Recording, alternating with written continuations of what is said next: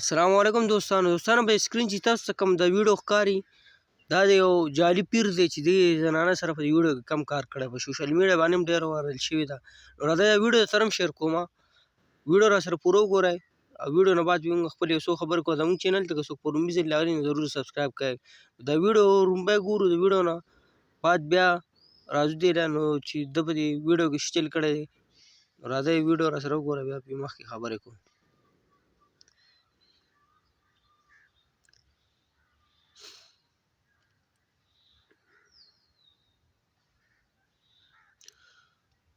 دوستانو جعلي پیر تاسو وینئ د ښځې لیکنې میکل کې تعویض ولې راغی، خو بیا وروسته دې ویډیو کې د پیر چې کوم دی د حرکت وګورئ چې ده په دې ویډیو کې د زنانه سره کم قسمه حرکت کړی دی، یعنې لیکلي ولې به کم ځای کړي دي.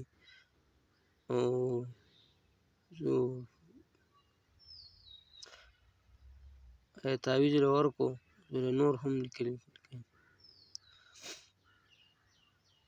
دا اواز پې موږ ځکه سایلنټ کړی چې داسې میوزیک پې د دې پای باندې موږ ته کاپي رایټ میلاویږي، نو په دې وجه پې موږ اواز بند کړی. خو ویډیو تر اخره پورې وګورئ، بیا ورسره خپلې خبرې اترې کوي. اوس په دې اخره کې ګوره چې دې په کم ځای باندې زنانه لیکلي کوي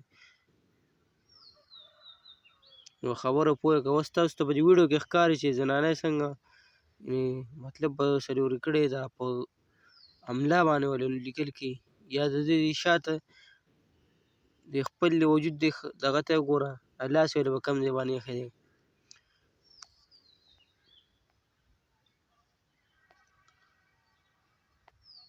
داسې ښکاري نو لاس ولې کم ځای ایښی ځان غږ کړی. لکه نن سبا ټول دا جعلي پیران راوتي دي، نو دا داسې قسم ویډیوګانې هم په وایرل شوي دي. او دوستانو دا ویډیو تاسو وکتله د مولانا صاحب چې دغه جعلي پیران دي، او ستاسو هم که چېرې کور درانه وي نو په هغې باندې ډېر زیات خیال ساتئ. داسې تعویضګرو له مه لیږئ، ځکه تعویض کول دا الله پاک سره ځان شریکول دي او شرک کول دي.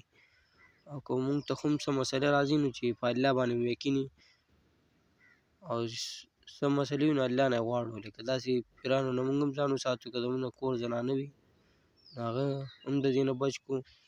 نور هر څه حقیقت تاسو په دې ویډیو کې وکتو. نو دغه ویډیو وه او زموږ دې چینل ته که څوک په لومړي ځل باندې راغلي وي نو ضرور سبسکرایب کړئ. داسې قسمه ویډیوګانې تاسو ته په ټایم باندې میلاویږي. والسلام.